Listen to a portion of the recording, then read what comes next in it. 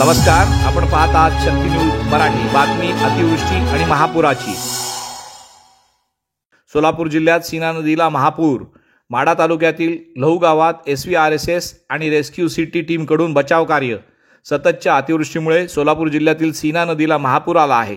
माढा, बार्शी, मोहोळ तालुक्यातील अनेक गावे पाण्याखाली गेली असून नागरिक घरात अडकले आहेत. माढा तालुक्यातील लहू गावात पूर पाणी शिरल्याने अनेक कुटुंबे घरात अडकली होती. यावेळी स्थानिक प्रशासनासोबतच रायगड जिल्ह्यातील SVRSS आणि पुण्यातील रेस्क्यू सिटी टीम घटनास्थळी दाखल झाली. त्यांनी धाडस दाखवत पाण्यात अडकलेल्या महिलांना, लहान मुलांना आणि वृद्धांना सुरक्षित स्थळी हलवले आहे.